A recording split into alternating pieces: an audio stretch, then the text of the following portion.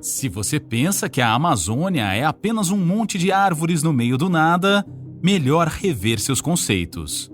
Pois essa floresta está se tornando um campo de batalha silencioso.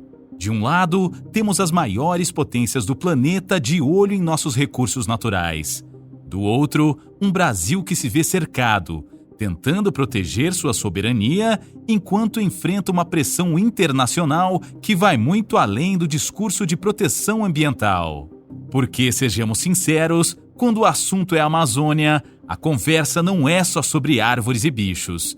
Estamos falando de poder, dinheiro e, quem sabe, até de um confronto militar. Será que o Brasil está realmente preparado para defender sua soberania sobre a Amazônia ou está prestes a ceder terreno em um dos conflitos mais delicados e complexos do século XXI? E o G7, um grupo que deveria estar preocupado com a estabilidade global, está, na verdade, tentando interferir na Amazônia?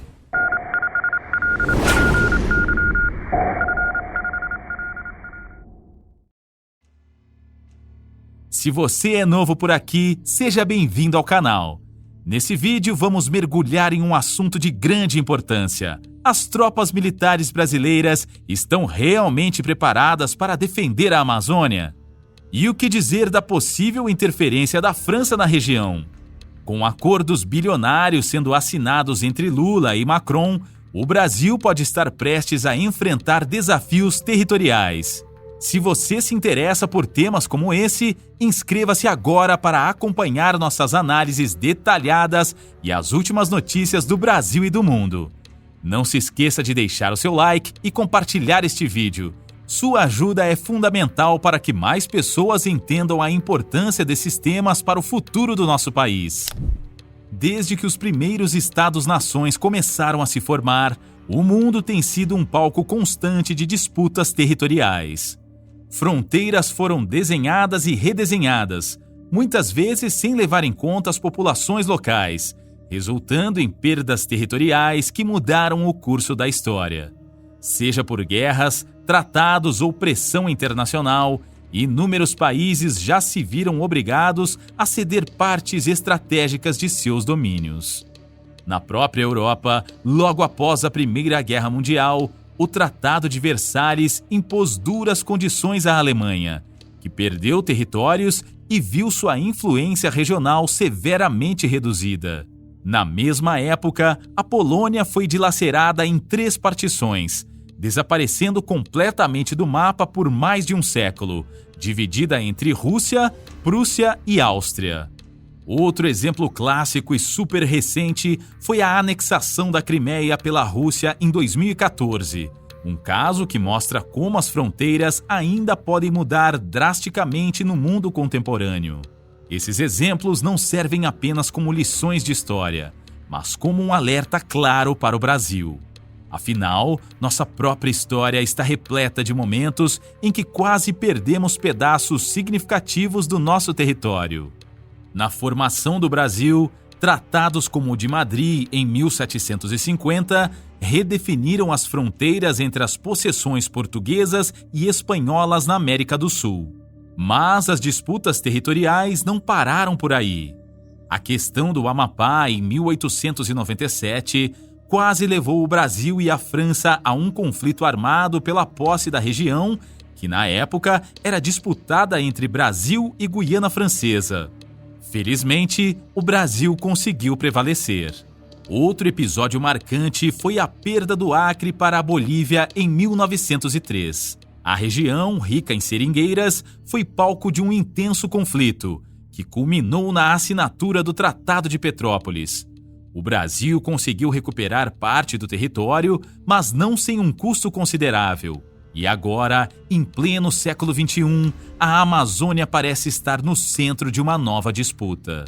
Só que desta vez, a ameaça não vem de canhões ou tratados, mas de uma pressão internacional velada que questiona a soberania do Brasil sobre a maior floresta tropical do mundo.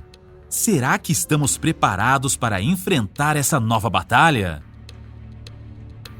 A Amazônia, com seus mais de 5,5 milhões de quilômetros quadrados, é o coração verde do Brasil e um dos biomas mais cobiçados do planeta. Mas, entre essa imensidão de verde, há um ponto que se destaca na geopolítica: a região da Calha Norte. Se você não é muito bom de geografia, calma que eu explico. Primeiro ponto: a Calha Norte se estende como uma faixa estratégica de terras praticamente inexploradas. É uma verdadeira mina de ouro, literalmente.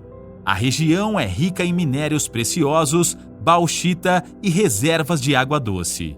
E, para complicar ainda mais, suas fronteiras são tão indefinidas que até os mapas têm dificuldades em traçá-las com precisão. Isso faz da região um alvo atrativo para quem quer meter a mão nos recursos naturais brasileiros. Segundo ponto, e talvez o mais preocupante: a Calha Norte faz divisa com a Guiana Francesa. E o que isso significa? Bem, lembra daquele impasse histórico entre Brasil e França pela região do Amapá lá em 1897? Parece que os franceses estão querendo reviver essa tensão. Sim, mais uma vez a França está chegando para causar. Com uma base militar instalada estrategicamente na Guiana Francesa, o presidente Emmanuel Macron não tem economizado em mostrar seu interesse pela Amazônia. Além de ser um paraíso ecológico, a Amazônia esconde tesouros imensuráveis. E quando digo tesouros, não estou falando apenas de árvores e animais.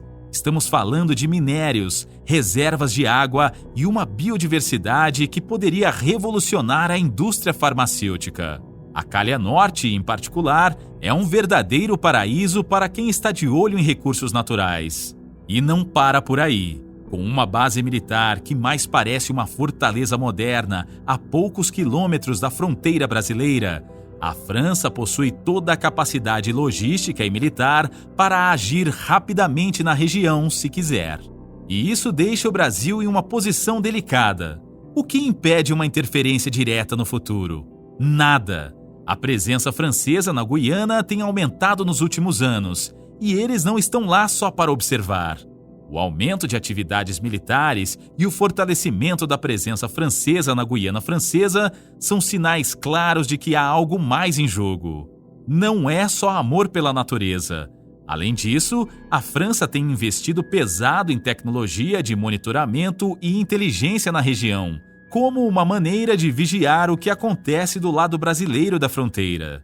Quem conhece um pouco de geopolítica já percebe que se a situação na Amazônia brasileira sair do controle, não seria surpresa nenhuma ver Macron justificando uma intervenção em nome da paz. Nos últimos anos, a relação entre Brasil e França tem sido marcada por uma mistura de diplomacia e tensão, uma verdadeira montanha-russa. E no meio disso tudo, o presidente francês Emmanuel Macron nunca foi de economizar nas palavras polêmicas, principalmente quando ele chama a Amazônia de bem comum da humanidade. L'Amazonie, c'est notre bien commun. Nous sommes tous concernés. La France l'est sans doute encore plus que d'autres autour de cette table, puisque nous sommes amazoniens. A frase em si soa até bonito, mas muita gente aqui no Brasil vê isso como um recado indireto de que ele está querendo meter o bedelho onde não foi chamado. As tensões escalaram em 2019, quando, em meio às queimadas que atingiam a Amazônia, Macron afirmou que a floresta pertence ao mundo, inflamando um debate acalorado sobre soberania e preservação ambiental. Sua postura foi vista por alguns como uma afronta à autonomia brasileira, alimentando a ideia de que interesses estrangeiros estavam, na verdade, de olho nas riquezas da floresta. Só que com a volta do presidente Lula em 2022, o clima começou a mudar. Em 2023, Macron veio ao Brasil com um discurso mais amigável, como quem quer fazer as pazes. E ele não veio de mãos vazias. Trouxe uma proposta de investimento bilionário de 5,4 bilhões de reais para a bioeconomia da Amazônia. Parece um ótimo negócio, certo? Afinal, quem não quer ver a floresta sendo preservada e ao mesmo tempo gerando desenvolvimento? Mas, como dizem, quando a esmola é demais, o santo desconfia. E aqui não é diferente. Apesar do tom de parceria, muita gente ainda se pergunta se esse novo papo de Macron é tão bonzinho assim. Na COP30, ele voltou a falar que a Amazônia deveria ser tratada como um patrimônio da humanidade, reacendendo aquela velha questão. Será que a França está querendo só ajudar ou tem mais coisa por trás dessa preocupação toda? O que você acha dessas declarações do Macron? E dessa parceria com Lula? Você concorda? Deixe sua opinião nos comentários. Mas então, o governo Lula, por sua vez, tem mostrado uma postura aberta a colaborações internacionais. O discurso parece ser muito bonito no papel, proteger o meio ambiente com a ajuda do mundo. Mas nem todo mundo vê isso com bons olhos. Afinal, quando potências estrangeiras começam a se envolver em áreas estratégicas, a história costuma ser mais complicada do que parece. Então, a pergunta que fica é: essa cooperação internacional realmente é uma ajuda ou o Brasil corre o risco de perder o controle sobre a nossa maior riqueza natural? Macron e seus aliados estão mesmo preocupados com o planeta ou tem algo escondido nas entrelinhas? Ao que tudo indica, aquilo que deveria ser um patrimônio do povo brasileiro está sendo entregue nas mãos de estrangeiros. Mas não é apenas a França que desperta suspeitas sobre suas intenções na Amazônia. Nos últimos anos, a região tem se tornado um verdadeiro point para as ONGs estrangeiras. São dezenas, talvez centenas de organizações que desembarcam na floresta com discursos nobres sobre conservação ambiental, apoio às comunidades indígenas e pesquisas científicas. À primeira vista, parece um movimento positivo, certo? Afinal, quem não quer ver a Amazônia sendo preservada? Mas, como dizem, nem tudo que reluz é ouro. E aqui, literalmente, pode haver muito ouro em jogo. Há quem acredite que por trás dessas causas aparentemente altruístas, há interesses bem mais complexos. Em 2023, por exemplo, uma CPI no Senado trouxe à tona acusações de que algumas dessas ONGs estariam, na verdade, a serviço de interesses estrangeiros, coletando dados estratégicos sobre a região e influenciando decisões políticas. O relatório final propôs 6 projetos legislativos e pediu o indiciamento de Mauro Oliveira Pires, presidente do Instituto Chico Mendes de Conservação da Biodiversidade, por acusações de corrupção e improbidade administrativa. O relator da CPI, o senador Márcio Bittar, destacou as preocupações sobre certas ONGs na Amazônia, alegando que elas obstruem projetos essenciais de infraestrutura e administram mal fundos públicos significativos. Ele argumentou que algumas dessas organizações, que arrecadaram coletivamente mais de 3 bilhões de reais, frequentemente priorizam interesses estrangeiros em detrimento do desenvolvimento brasileiro. Márcio Bittar afirmou que as ONGs investigadas acumulam bilhões de reais, enquanto a Amazônia se torna cada vez mais empobrecida. Ele também destacou que essas organizações se unem para barrar qualquer projeto de infraestrutura na região. No entanto, ele levanta uma questão importante. Se o objetivo do Brasil é combater a pobreza, como isso será possível sem a realização de obras de infraestrutura, como estradas, pontes, poços e hidrelétricas, além da impossibilidade de acessar os recursos naturais? Mas isso não é inédito. Talvez você não se lembre, mas vou refrescar sua memória. Não é a primeira vez que esse tema vem à tona. Lá em 2007, o general brasileiro Maynard Marques Santa Rosa já levantava a bandeira vermelha sobre os interesses ocultos dessas organizações na Amazônia. Ele alertou que havia mais de 100 mil ONGs operando na região, números que, segundo ele, foram coletados por sistemas de inteligência das forças de segurança. Segundo o general, essas ONGs oficialmente tinham como objetivo a defesa do meio ambiente e dos direitos indígenas. Na teoria, tudo parece muito bonito, não é mesmo? Mas, segundo ele, muitas escondiam outras intenções, como tráfico de entorpecentes, lavagem de dinheiro, tráfico de armas, de pessoas e até espionagem. Isso mesmo, um verdadeiro filme de ação acontecendo bem ali na maior floresta tropical do mundo. E na época, esse alerta não passou despercebido. Vários deputados defenderam a necessidade de investigar mais a fundo essas atividades, levantando questões sobre como interesses internacionais, incluindo laboratórios de pesquisas, estavam se beneficiando da biodiversidade da região.